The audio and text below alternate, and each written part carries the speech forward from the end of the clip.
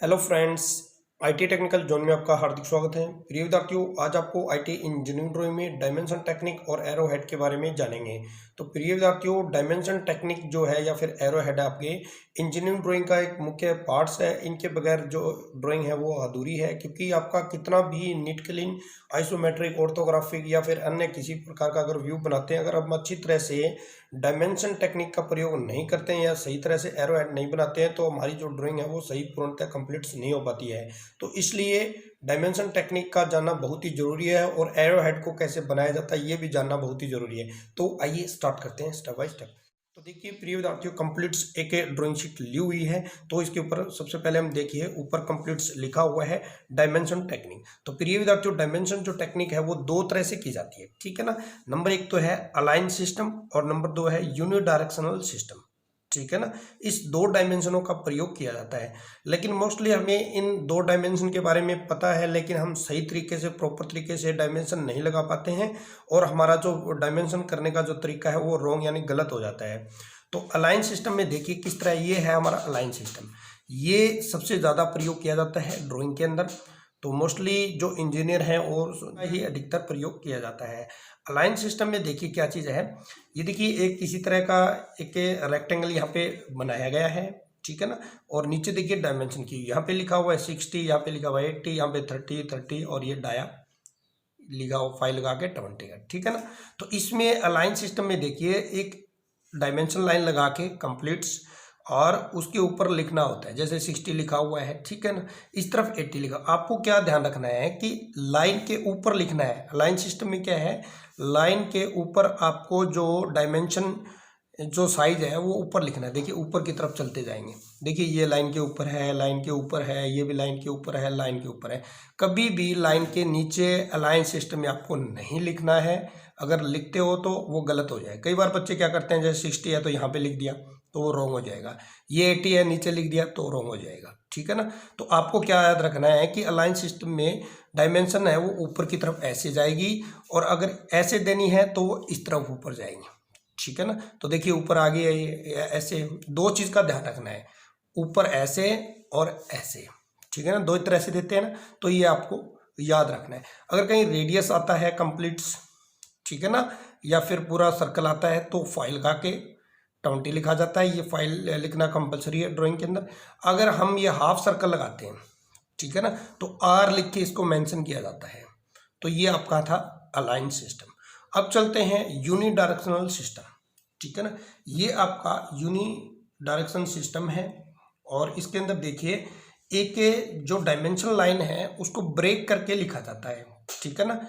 इसमें देखिए ये जो लाइन है कंप्लीट बीच में से ब्रेक कर दिया गया है, ठीक है ना। यहाँ पे 60 लिख दिया गया है और यहाँ पे 80 लिख दिया गया है ब्रेक करके, और यहाँ पे 30 और ये ऐसे, ठीक है ना। तो इसमें भी थोड़ा सा मुश्किल आपको ध्यान रखना पड़ेगा कि ये देखिए 60 ऐसे लिखा हुआ है, 30 ऐसे लिखा हुआ है, 30 ऐसे लिखा हुआ है, ठीक है ना। तो इस तरीके से आपको ये करना होता है। देखिए 30 ऐसे है और इसमें देखिए शेप कैसे चेंज हो गई है, ठीक है ना। तो इसमें ब्रेकिंग सिस्टम में क्या रहेगा भी, ये ऐसे आपको ध्यान रखना है भी सीधा ऊपर की तरफ जाएगा।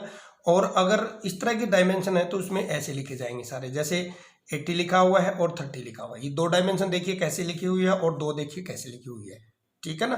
तो ये आपका था यूनिडायरेक्शनल सिस्टम। और दूसरा इस लाइन का और इस लाइन का जो गैप की अगर मैं बात करूं, इस लाइन की और इस लाइन की, वो प्रिय विद्यार्थियों आपको रखनी होती है लगभग, इसकी दूरी होनी चाहिए 6 से 8 mm, ठीक है ना। ये जो दूरी आप रखोगे इस लाइन से, ये भी मोस्टली कई बार विद्यार्थी रॉन्ग कर देते हैं। ये लिखनी चाहिए आपको 6 से 8 mm। अगर आपका व्यू और ज़्यादा बड़ा है, ठीक है ना, तो ये आप 8 से 10 mm भी कर सकते हो, 8 से 10 mm भी, ठीक है ना। इस लाइन की आपको दूरी, ये जो दूरी है आपको 6 से 8, 8 से 10 mm की आपको एक अंदाजे से या फिर स्केल रख के आपको करनी है, ठीक है ना। जैसे आप अभ्यास करोगे तो ऑटोमेटिक ही आपको लगेगा कि भी इतनी 8 mm या 10 mm हो गई है, ठीक है ना। तो ये देखिए मैंने वैसे लगाई हुई थी, ये कोई नाप के नहीं लगाई थी। तो ये देखिए डायमेंशन मेरी लगभग ये 6 mm है, ठीक है ना, 5.5-6 mm है। तो ऐसे आपको करनी है। उसके बाद में देखिए नंबर 3 पे दिया हुआ है wrong method, do not mix align and unidirection system, ठीक है ना। तो विद्यार्थी क्या करते हैं, मोस्टली बेसिक जानकारी है प्रिय विद्यार्थियों, कंबाइंड, ये देखिए यहाँ पे अलाइन कर दिया है, ठीक है ना, और यहाँ पे ब्रेकिंग कर दिया गया है, ठीक है ना, यहाँ पे अलाइन सिस्टम और यूनिडायरेक्शन सिस्टम, दोनों को मिक्स करोगे तो वो आपका बिल्कुल ही रॉन्ग हो जाएगा, ठीक है ना। तो इस तरह की डायमेंशन ना करें आप, ये डायमेंशन का प्रयोग कर सकते हो और इसका प्रयोग कर सकते हो, ठीक है ना। तो आपको पूरा कंप्लीट समझ आ गया होगा कि भी अलाइन सिस्टम में क्या होता है, यूनिडायरेक्शन सिस्टम में क्या होता है। तो आइए अब चलते हैं एरो हेड यानी तीर का जो निशान है वो कैसे बनाया जाता है। तो देखिए यहाँ पे मैंने लिखा हुआ है एरो हेड, ठीक है ना, तीर शीर्षक, ठीक है ना। इसमें क्या होता है, एक ड्राइंग में केवल एक ही प्रकार के एरो हेड का प्रयोग करना चाहिए, ठीक है ना। यानी एक तरह का आप अगर बना रहे हो तो सेम उसी तरह के आपको बनाने हैं। उसके बाद में देखिए एरो हेड को हमेशा 15 डिग्री या फिर 90 डिग्री, ठीक है ना, या एरो हेड जो बनाओगे या तो 90 डिग्री का एंगल होना चाहिए उसका, या फिर 15 डिग्री का एंगल होना चाहिए, या फिर 1:3 के अनुसार आपको बनाना चाहिए। उसके बाद में देखिए नोट लिखा हुआ है स्पेशल, एरो हेड को बंद या फिर भरा रखना चाहिए। एरो हेड को हमेशा डायरेक्ट आपको करना होता है और बंद अवस्था में ही बनाना चाहिए। तो एग्जांपल तौर पे नीचे हम देखेंगे, तो देखिए ये आपकी डायमेंशन लाइन है, ठीक है ना। तो पहले वाला मेथड हम देखेंगे 15 डिग्री और आपका 90 डिग्री। ये आपको क्या काम कर रहा है, जैसे डी आपकी होती है या फिर जो एंगल हम चेक करते हैं, ठीक है ना, प्रोटेक्टर से, तो प्रोटेक्टर इस पॉइंट पे आपको रखना है और उसमें आपको क्या काम करना है, 15 डिग्री पे एक निशान लगाना है। ऐसे इस पॉइंट पे रखेंगे तो 15 डिग्री यहाँ पे आएगा और एक पॉइंट ये आएगा यहाँ पे, ठीक है ना, 15 डिग्री इधर, 15 डिग्री इधर, ठीक है ना। तो इसमें आपको क्या काम करना है, इसको ऐसे रख के और ऐसे रख के, ठीक है ना। उसके बाद में इसको यहाँ से बंद करके, ये मैं आपको बता रहा हूँ स्केल से, लेकिन आप प्रैक्टिस करोगे ना तो उसके बाद में ये जो शेडिंग है ये बिल्कुल हल्के हल्के आपसे करने हैं। कई विद्यार्थी क्या करते हैं, इतना मतलब काला कर देते हैं इसको, हमारा जो डायग्राम होता है ना वो तो दिखाई देता नहीं, ये एरो हेड के जैसे मक्खी सी रखी हुई आपको दिखाई देगी, ठीक है ना। ऐसा नहीं करना है, बिल्कुल लाइट करना है इसको। ये तो हो गया आपका 15 डिग्री का, ऐसे बना सकते हो आप। दूसरा है इसमें 90 डिग्री का, ठीक है ना, 45 डिग्री का एक एंगल बनेगा इसमें, ये ऐसे, ठीक है ना, 90 डिग्री का है तो, और ऐसे एक लाइन आ जाएगी, ठीक है ना, इसके बीच में से भी एक लाइन आ जाएगी ऐसे, ठीक है ना। ऐसे बंद कर देते हैं यहाँ से इसको, फिर डायरेक्ट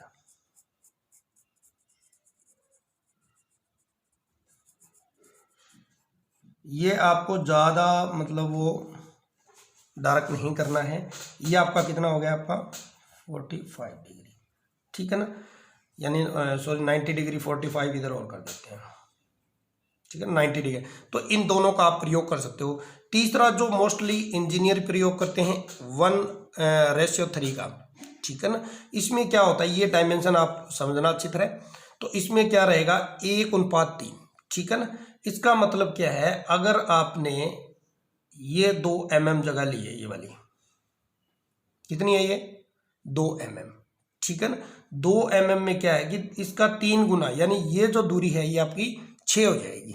चेक करते हैं, क्योंकि ये आपको वैसे ही लगातार प्रयास करोगे, अभ्यास करोगे, ये देखिए लगभग 5 है ये, ठीक है ना, 5 या 6, क्योंकि रूल के अकॉर्डिंग ये 3 यानी मल्टीप्लाई होना चाहिए ना। ये 2 लिया हुआ है, 2 लिया हुआ, तो ये आपका कितना हो जाएगा, 6 हो जाएगा। उसके बाद में आपको ये इस तरह बनाना है। ये इस तरफ और बनाते हैं, मान लीजिए कि आपने ये भी 2 mm का लगाया है या फिर 1 mm का लगाया है, बस इतना ही। पेंसिल थोड़ी सी नुकीली होनी चाहिए, ऐसे। तो ये नीचे वाला जो मेथड है ये अच्छा रहेगा, और इसमें भी ये भी बना सकते हो, ये गलत नहीं है, रॉन्ग नहीं है, ये भी ऊपर वाला भी आप बना सकते हो। लेकिन विशेष ध्यान रखना है आपको, कभी भी जो बनाते हो एरो हेड, आप क्या काम करते हो, थोड़ा सा मैं बताता हूँ किस तरह के आप बनाते हो। ज़्यादातर विद्यार्थी ITI के अंदर जो विद्यार्थी वर्क करते हैं कैसे बनाते हैं, अभी मैं बता देता हूँ आपको। तो उससे क्या है कि हमारा जो सही भी अगर हम आइसोमेट्रिक ऑर्थोग्राफिक अगर बनाते हैं या जिस भी व्यू के डायमेंशन करते हैं तो ऐसे कर लेंगे, इसमें कोई दिक्कत नहीं है। ये लाइन भी सही लगाएंगे, ठीक है ना। रॉन्ग मेथड देखेंगे कैसे इनका, यहाँ पे लिख देता हूँ रॉन्ग, ठीक है ना। तो वो क्या काम करेंगे,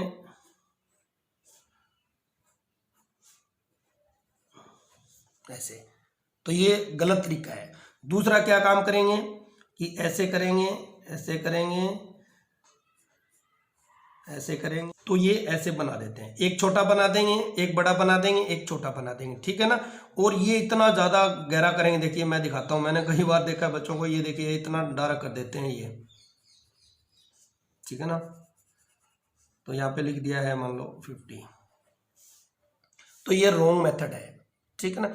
दूसरा, ये जो डायमेंशन, जो संख्या जो लिखी जाती है, इसको भी लिखने का तरीका होना चाहिए। देखिए कैसे लिखे हुए हैं, ऐसे आपको लिखना है। थोड़ा सा जल्दी जल्दी एक बार प्रैक्टिस यहाँ पे मैं करवा देता हूँ आपको कैसे लिखना है, जो कि देखिए ये 60 है, 80 है, कैसे लिखने हैं। ज़्यादातर क्या करते हैं विद्यार्थी, जैसे ये देखिए ये रॉन्ग है, वैसे गलत लिखा हुआ है, ये भी गलत लिखा हुआ है। कैसे लिखना है वो मैं यहाँ पे लिख के दिखाता हूँ आपको। पहले आपको लिखना है 0। एक तो ड्राइंग के अंदर 0 बिल्कुल गोल नहीं आएगी, अंडा आकार का आपको बनाना है, ठीक है। उसके बाद में 1 ड्राइंग के अंदर ऐसे लिखा जाता है, 2 ऐसे लिखा जाता है, 3 ऐसे लिखा जाता है, 4 ऐसे लिखा जाता है, 5 ऐसे लिखा जाता है, 6 ऐसे लिखा जाता है, 7 ऐसे लिखा जाता है, और 8 ऐसे एक 0 बनानी है, फिर एक और 0 बनानी है ऐसे, ठीक है ना। 8 और 9 ऐसे लिखा जाता है, और 10 में देखिए कैसे एक ये और इतनी बड़ी 0 आपको यहाँ पे लगानी है, ठीक है ना। जैसे मान लीजिए 40 लिखना है, तो 40 ये आपका रॉन्ग हो जाएगा। क्यों हो जाएगा? क्योंकि जितने ये अक्षर है उतनी बड़ी आपको 0 लिखनी होती है, ठीक है ना। ये मोस्टली गलती करते हैं विद्यार्थी, और ऐसे करना है। तो प्रिय विद्यार्थियों, कंप्लीट्स डायमेंशन टेक्निक और एरो हेड के बारे में कंप्लीट्स मैंने आज आपको बता दिया है। आशा करता हूँ कि ये वीडियो आपको जरूर पसंद आई। फिर मिलता हूँ एक नई वीडियो है, तब तक आपको जय हिंद, जय भारत, वंदे मातरम।